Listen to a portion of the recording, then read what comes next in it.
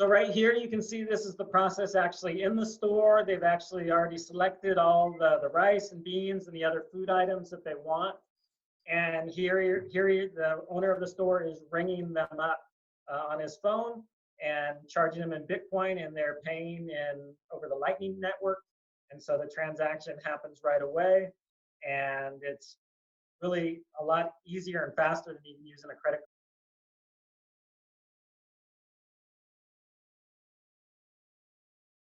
So pleased to have you here, Michael. And we want to make sure that you can share the fantastic project that you're taking on with the community so that we can let everyone know what is the power behind Bitcoin.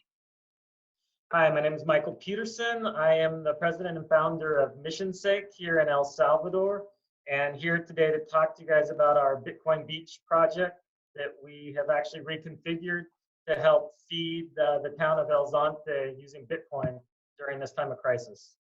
A lot of the people in the community that we're working with, they're unable to get out of their houses. They're old, they have trouble moving. There's no transportation going on right now. And also the government is really discouraging people leaving. And so one of the projects that we're working on is actually being able to deliver food to the different homes.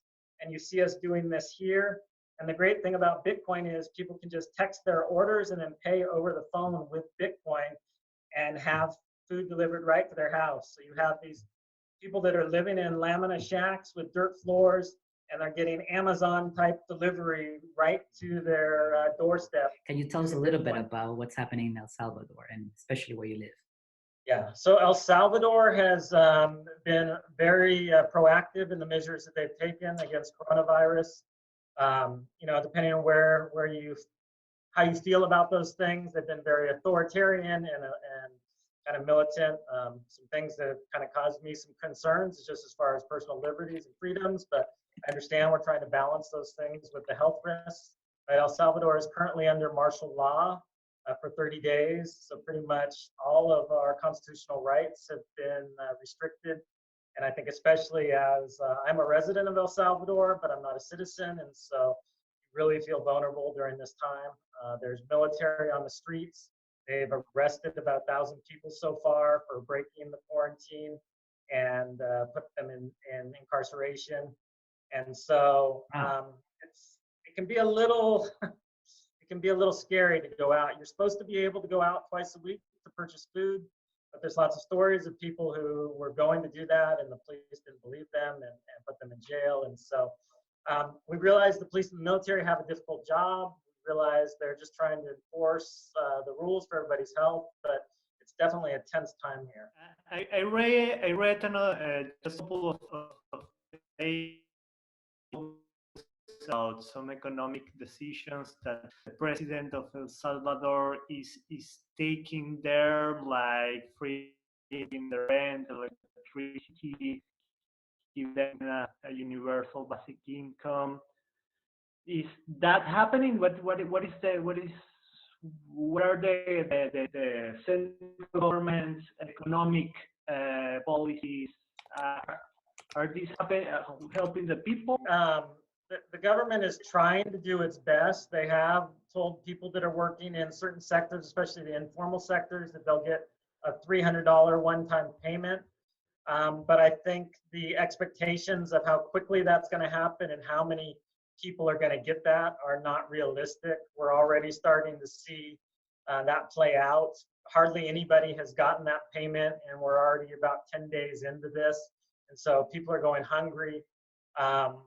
I think it's probably going to lead to some rioting and to some other issues because people thought they were all going to get this, and probably only a couple % of the population have gotten it so far. You can't get through on the phones, you can't get through online. And so I think it's going to be a lot more difficult for them to implement than the people are assuming. And so the people that are relying on that are definitely going to go hungry. As far as the rent and the utilities and those things, they have said that they are putting a pause on those.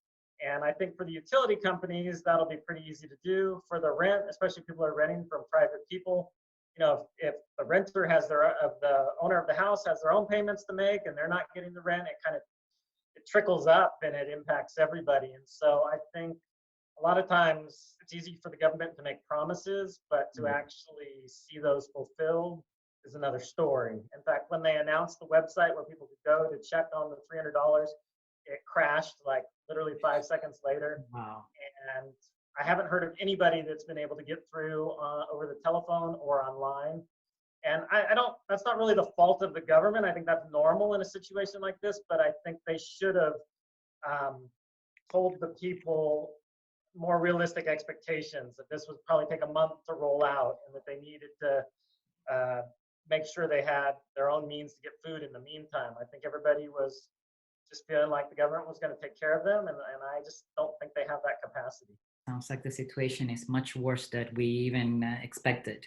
So let's talk a little bit about the project and what is Bitcoin feeding. We were mostly focused on trying to keep the youth out of the gangs, and so we were employing them, the youth, to do different things. We were also working with some of the most vulnerable populations, like the elderly and some of the really poor, helping them pay their water bills and other things using Bitcoin. So through this project, we've been able to get several stores and restaurants, and even the municipality that handles the water bills, to accept Bitcoin.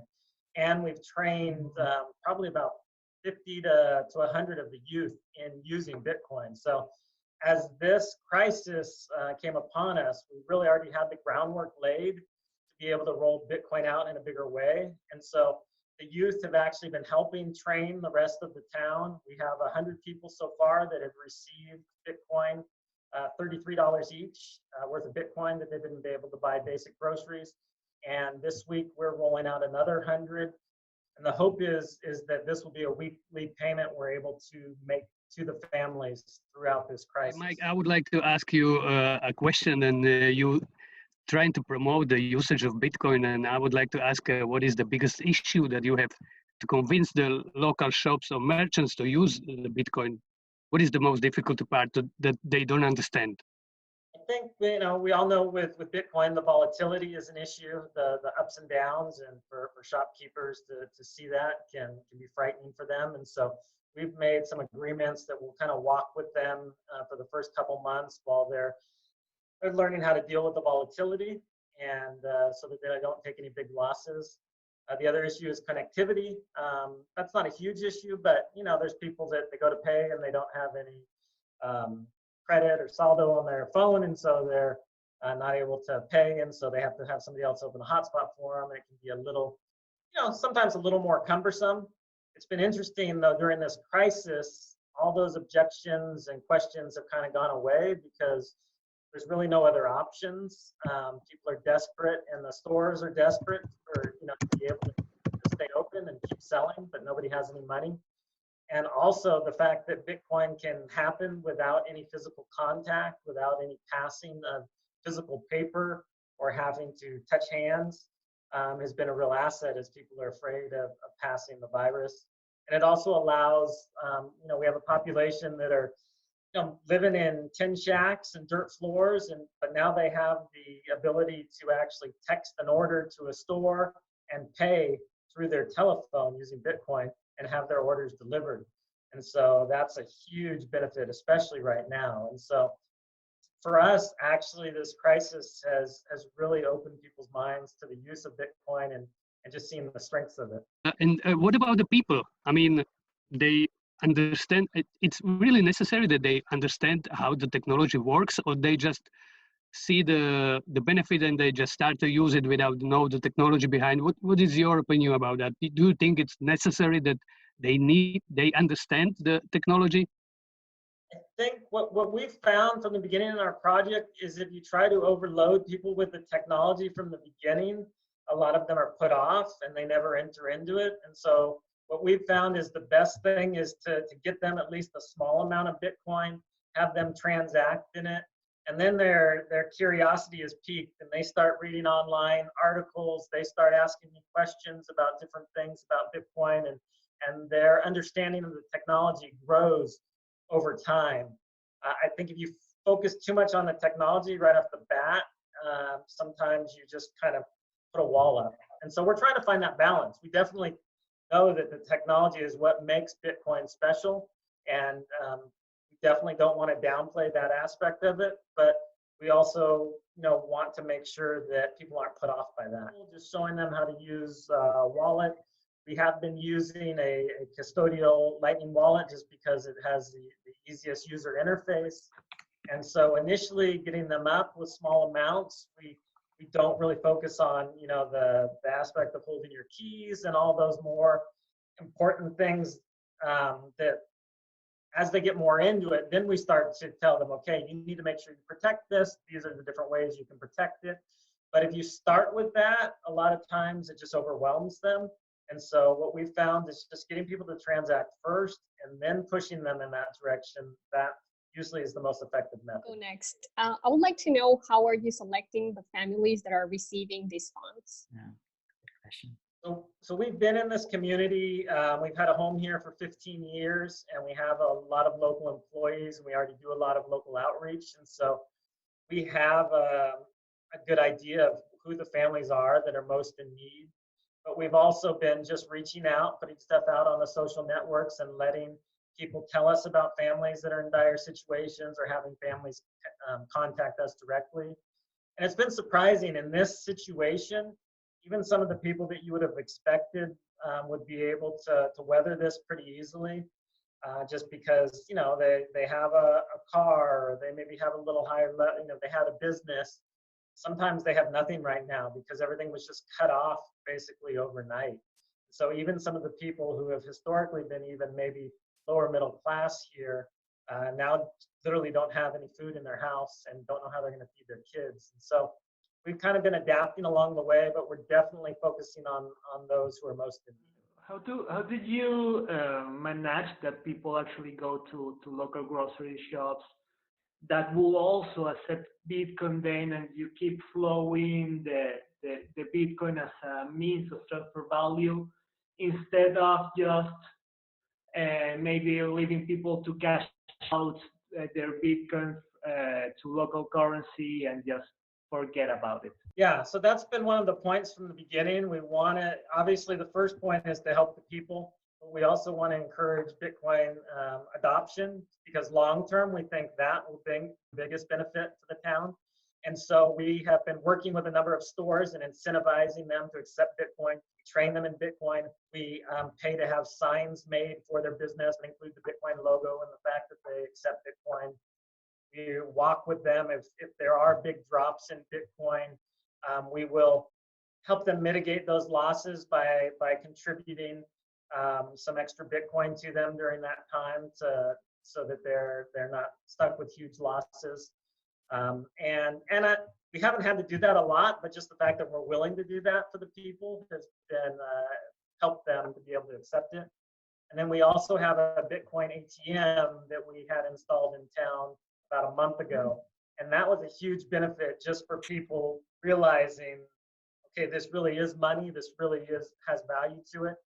And most of them didn't choose to cash out at that time, but just the fact that they could made them more likely to accept Bitcoin and want to hold it. So yeah, it's always an issue, and we do help provide the bigger stores liquidity. Obviously, they have to buy products to replenish their shelves, and for a lot of them, they don't have an easy way to exchange the Bitcoin other than through the ATM. And so for some of the bigger stores, we've done that directly. We've bought the Bitcoin from them and allowed them to exchange that to cash. But even with them, a lot of them have chosen to keep a part of that money in Bitcoin because they see the potential of it. Now, one thing it's important to also to notice is that you received donations from a particular donor, and you can do this stuff. Sometimes we don't have the resources. We all have the intention to do something great like this, but not the resources. I mean, without that, it wouldn't have been possible. And so, this obviously is only something people can replicate if there are other Bitcoin donors that are willing to come in behind them and stake these projects. And so we're very thankful to our donor. And I mean, literally, he's feeding a whole town through this project. There will be people out there who will want to contribute. What is your suggestion so that we can encourage other people to do the same? What should they do? think that anybody who's wanting to do something similar like this in their own town, if they can reach out to people in the Bitcoin community, especially people that have been in from the beginning, that are sitting on Bitcoin that is appreciated significantly and maybe looking to give back, I think this is a good opportunity to start to engage them and see if they want to be a part of that. We have had other donors donate to our project, contact us through Twitter or other things, and so we have a link that people can donate to the project here. But anybody who's thinking of doing something like that, I would definitely encourage them to reach out to people in the Bitcoin community, encourage them to be part of the solution here.